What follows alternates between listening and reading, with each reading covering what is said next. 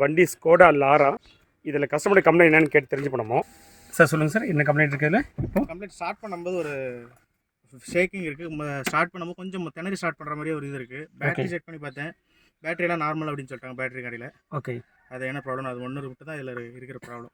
சரி, நம்ம செக் பண்ணிடலாம். இந்த வண்டி ஆட்டோமேட்டிக் காரை ஸ்டார்ட் பண்ணி பார்க்குறேன்.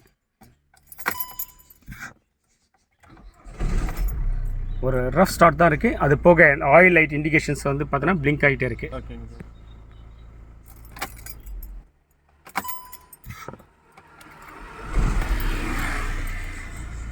இந்த லைட் பிளிங்க் ஆகக்கூடாது சார். சரி, ஓகே. இந்த ஆயில் லைட் வந்து பிளிங்க் ஆகக்கூடாது, ரொம்ப இம்பார்ட்டன்ட் விஷயம். ரொம்ப ரம்பலாக ஸ்டார்ட் ஆகுது. ஒரு இன்ஃபர்மேஷன் என்ன, ஆக்சுவலி சார் வந்து இப்போ செகண்ட்ஸாக வாங்கியிருக்காரு.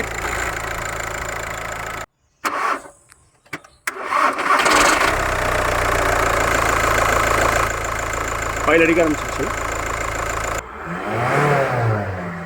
புகை ரொம்ப அடிக்குது. இன்னொரு டைம் கொடுங்க. ஓகே, என்ஜின் கண்டிஷன் ரொம்ப வீக்காக இருக்குது. இப்போ இந்த வண்டி நம்ம ஸ்கேன் பண்ணினதில் ஏகப்பட்ட எரர் கோட்ஸ் இருக்குது. ஏகப்பட்ட எரர் கோட்ஸ் இருக்குது.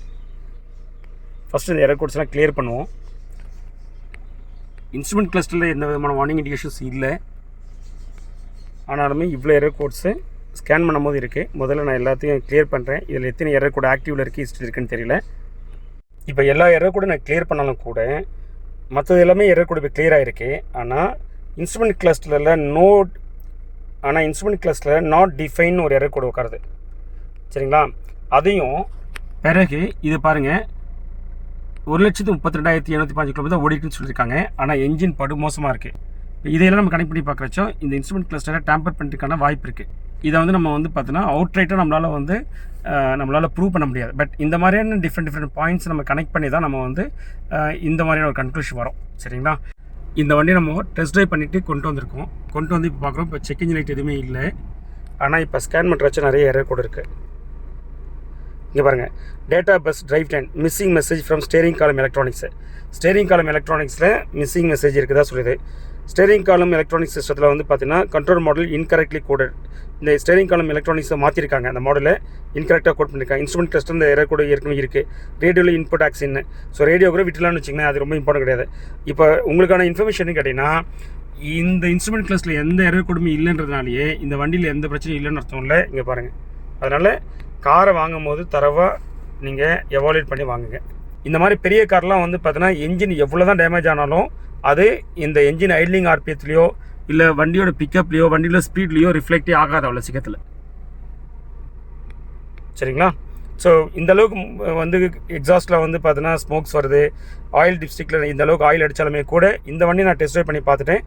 உங்களுக்கு பிக்கப்லலாம் எந்த பிரச்சனையுமே இல்லை, சூப்பராக இருக்குது. சரியா?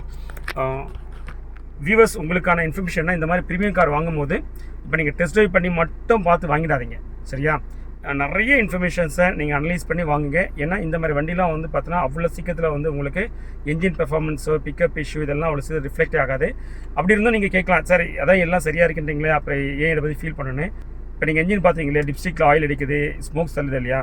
இப்போ நீங்கள் வேறு ஒருத்தர் விற்கும் போது இதை அவங்க பார்த்தாங்கன்னா, ரெண்டாவது இப்போ இந்த என்ஜின் ஓகே, பட் மைலேஜ் குறையும், ஆயில் நிறைய கன்சம்ஷன் ஆகும். செகண்ட் வந்து பார்த்தீங்கன்னா இப்போ நம்ம ஓட்டுற ஸ்பீடுக்கு ஓகே, பட் ஹைவேஸில் இன்னும் இதோட அதிகமாக ஸ்பீடு எதிர்பார்த்தோம்னா அப்போ அது சப்போர்ட் பண்ண முடியாமல் போயிடும். சரிங்களா? வியூவர்ஸ், நம்ம சேனலை நீங்கள் இன்னும் சப்ஸ்கிரைப் பண்ணாமல் please subscribe and then bell button எடுத்துங்க. ஸோ தட் நான் போடுற வீடியோ உங்களுக்கு அப்டேட் வரும். உங்களுக்கு திரும்ப சொல்ல தான் ப்ரீமியம் கார்லாம் ரொம்ப கேர்ஃபுல்லாக பார்த்து வாங்குங்க. That's most important. பட் இந்த கஸ்டமர் நான் என்ன சொல்ல வரேன்னா, இந்த கஸ்டமருக்கு ஓகே இந்த வண்டி நீங்கள் எதுவும் டிஸ்டர்ப் பண்ணாதீங்க, அப்படியே ஆசைச்சு ஓட்டுங்க. ஏன்னா பிக்கப்லாம் இருக்குது, சஸ்பென்ஷனாக டீசெண்டாக இருக்குது, ஒன்றும் பிரச்சனை கிடையாது. சரிங்களா? ஸோ இதை வந்து பார்த்தீங்கன்னா இந்த சின்ன இப்போ இந்த ஆயில் டிப்ஸ்டிக்கு இந்த ஸ்மோக்குலாம் கன்சர்ன் ஆகிட்டு இதெல்லாம் ரிப்பேர் பண்ணிட்டு இருக்காதிங்க. Very expensive. அதனால தான் நான் வேணான்றேன். ஒன்லி திங் இஸ் வந்து என்ஜின் பெட் மட்டும் மாற்ற சொல்கிறேன். ஏன்னா என்ஜின் பெட் மட்டும் ரொம்ப வைப்ரேஷன் ஆகுது. அதுவுமே இப்போ வேணான்னு சொல்ல வரேன். இன்னுமே கொஞ்சம் நாள் ஓடட்டும். அந்த என்ஜின் பெட்டோடைய ப்ராப்ளம் வந்து ரிஃப்ளெக்ட் ஆகும். அதை நான் கஸ்டமர்கிட்ட சொல்லியிருக்கேன். அந்த மாதிரி ரிஃப்ளெக்ட் ஆகும்போது மட்டும் அந்த என்ஜின் பெட்டை மாற்றினா போதும். மற்றபடி let it run as such, வண்டி அப்படியே ஓடட்டும். சரிங்களா? We CHENNAI CAR-TECH are automotive electronic professionals expertise in testing your car with advanced and latest testing tools and fix the problems.